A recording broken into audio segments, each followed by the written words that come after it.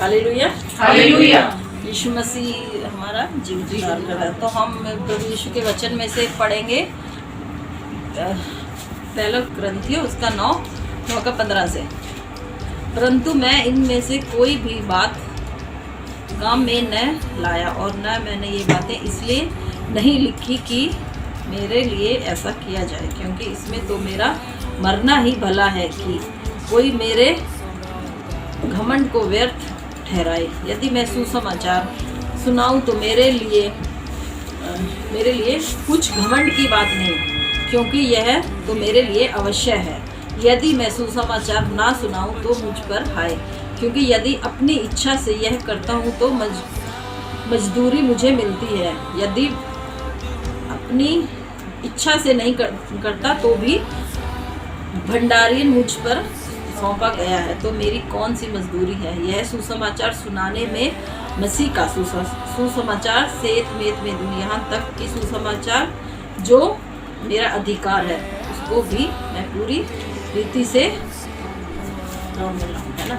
तो हमारा क्या होना चाहिए, हमारा काम कि हम प्रभु यीशु का सुसमाचार सुनाएं और दुआ प्रार्थना में हमेशा बने रहें, क्योंकि प्रभु यीशु हमसे यही चाहते हैं। अगर मैं आप लोगों को कुछ बता रही हूँ, आप लोगों के लिए कुछ कह रही हूँ, तो इसमें मेरे लिए कोई बहुत बड़ी घमंड की या बहुत कोई बड़े उसकी बात नहीं है, क्योंकि प्रभु यीशु ने हमें बनाया ही इसलिए है।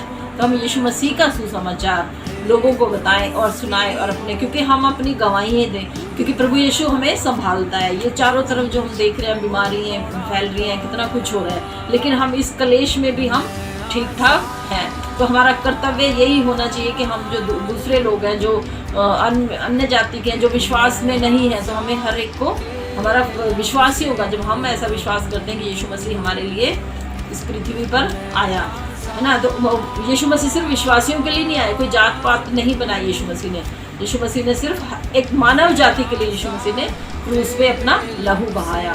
तो हम लोगों को भी परमेश्वर के लिए धन्यवाद देना चाहिए, क्योंकि आज हम यहाँ बैठे हैं, ठीक ठाक हैं, हमारे परिवार ठीक है, तो हमें उसमें खुश नहीं होना। हमें जो लोग दुखी हैं, कितने लोगों के घरों में इस टाइम मातम है, लोग रो रहे हैं, तो हम लोगों को उन सब के लिए प्रार्थना करनी है और यीशु मसीह से क्षमा मांगनी है और लोगों को बोलना है। और आप जितने लोग मेरी आवाज़ को सुन रहे हैं, जहाँ तक ये मेरी आवाज़ आ रही है, तो परमेश्वर मैं ये चाहती हूँ कि सब लोग अपने मन को फिराएं, क्योंकि स्वर्ग का राज्य निकट है।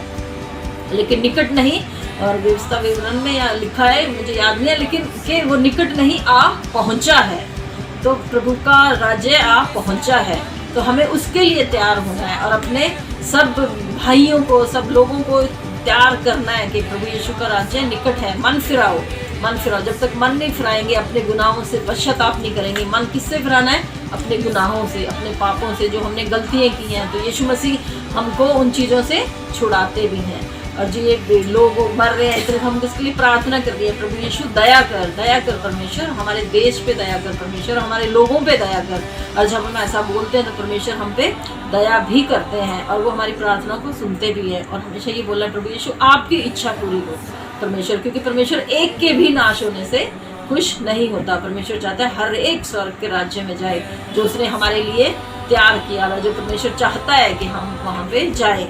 तो हमारा फर्ज ये बनता है, जितने लोग वचन को जानते हैं, जितने लोग ये प्रभु यीशु पे विश्वास करते हैं, तो विश्वासियों का तो ये काम ही होना चाहिए कि हमें ऐसे करना है। अगर मुझे पता है कि हम क्या करना है, हमें कैसे लोगों को बताना है, तो मैं घर में ही बैठ के सिर्फ मैं सोचूं नहीं, मैं बाहर नहीं जाऊंगी, मैं उधर नहीं जाऊंगी क्योंकि मुझे कोरोना हो जाएगा, लेकिन हाँ ये हमारे लिए नहीं है तो नहीं है। तो हम ऐसा विश्वास करते हैं, लेकिन प्रभु ने बोला बुद्धिमानों के जैसे रहो, निर्बुद्धि नहीं, बुद्धिमानों के जैसे। यीशु मसीह ने हमें बुद्धि भी दी है, तो हमें बुद्धि से भी काम लेना है और लोगों को ये बताना भी है, हमें बचाना है लोगों को। तो यीशु मसीह ने हमें बोला कि तुम अपने लोगों को बचाओ।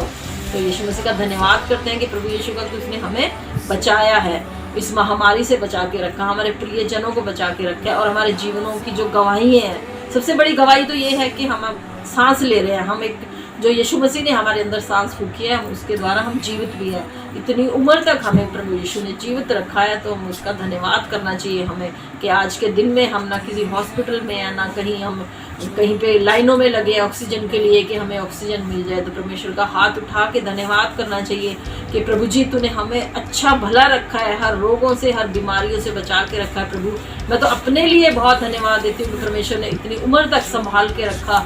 और वो जो ऑक्सीजन, जब मैं बोलती हूँ सबको, ये ऑक्सीजन तो यीशु मसीह फ्री फंड में देते हैं, फ्री फंड में मिल रहा है हमें, तो हम उसकी कुछ कीमत को हम समझे। हम लोग इसको जो हमें मिल रहा है हम इसको कुछ नहीं समझते, हम सोचते हैं तो ऐसे मिल रहा है हमें, लेकिन ऐसे नहीं मिल रहा है। वो यीशु मसीह की दया और उसकी अनुग्रह हम पे, और उसका अनुग्रह हम पे, तभी हम सब कुछ कर भी सकते हैं, और उसकी सामर्थ्य से हम सब कुछ कर सकते हैं। तो मैं सबको फिर से एक बारी फिर कहूँगी कि मन फिराओ, स्वर्ग का राज्य निकट है, और निकट वो आ पहुँचा भी है हमारे बीच में। तो यीशु मसीह हर एक लोगों के लिए, सबको पापों से छुड़ाने के लिए आया परमेश्वर। उसने अपना लहू बहाया उस क्रूस पे, कलवरी क्रूस पे, जिसके द्वारा हमारे पाप गुनाह सब क्षमा होते हैं। जब हम कहते हैं कि हमारे गुनाह क्षमा हो गए, हमारे पाप क्षमा हो गए, तो हमें यीशु मसीह के लिए दूसरों को भी यही सुसमाचार सुनाना चाहिए, और सबके लिए प्रार्थना करनी चाहिए। घुटनों पे आके यीशु मसीह से प्रार्थना करनी चाहिए, रो रो के प्रार्थना करनी चाहिए कि प्रभु हमारे लोगों पे, हमारे देश पे प्रभु जी दया कर। परमेश्वर तू दया कर, वो दया करने वाला दयालु परमेश्वर है। सबको जय मसीह की। और मैं प्रार्थना करना चाहूँगी। धन्यवाद धन्यवाद धन्यवाद धन्यवाद पिता परमेश्वर, मैं धन्यवाद देती हूँ प्रभु जी सुंदर समय के लिए। पिता परमेश्वर आपने ये समय दिया कि हम मिल के खुदावंद आपकी स्तुति आराधना करने पाए। पिता परमेश्वर खुदावंद में पिता परमेश्वर हम भी भटके हुए थे प्रभु जी, लेकिन आपने हमें सही राह सही मार्ग दिखाया। पिता परमेश्वर आपने हमें वो मौका दिया कि हम आपके वचन को पिता परमेश्वर पढ़ के एक दूसरे में शेयर करने वाले हो सकें। पितावंद हमारी गलतियों को भी, हमारे गुनाहों को पिता परमेश्वर क्षमा करना। पिता परमेश्वर हम जब मुड़ के देखते हैं तो हमारा जीवन क्या था, लेकिन प्रभु जी जब हम आपके वचन को पढ़ने लगे, आपने आए तो प्रभु जी आपने हमें क्षमा किया और अपने गले से लगाया। पिता परमेश्वर ऐसे ही हम और लोगों को भी प्रभु जी आपकी नज़दीकी में लाने वाले हो उसके पिता परमेश्वर, सबको बताने वाले हो उसके पिता।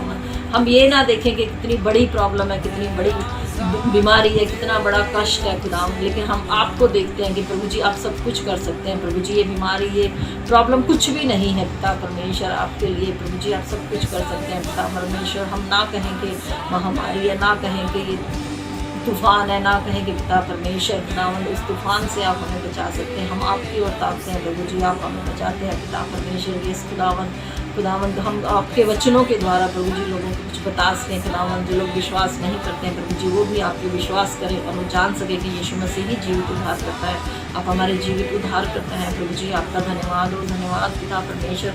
हर एक को प्रभु जी, हर एक के लिए पिता परमेश्वर हम प्रार्थना करते हैं। जो लोग बीमार हैं प्रभु जी, उनके जीवनों में आपकी इच्छा पूरी हो पिता परमेश्वर, ताकि उनको आप चिताइए और कहिए कि पिता परमेश्वर कि तुम लोग विश्वास करते हैं और अपने जीवनों की गवाहियाँ दें प्रभु जी के यीशु मसीह ने हमें खड़ा किया है प्रभु जी। हर एक के बीमारी के बिस्तरों को आप पलट दीजिए पिता परमेश्वर, आपका धन्यवाद हो खुदावन, धन्यवाद पिता परमेश्वर। मैं विश्वास करती हूँ खुदावन आपने ये मेरी प्रार्थना को सुना, तो यीशु मसीह के नाम में आमीन।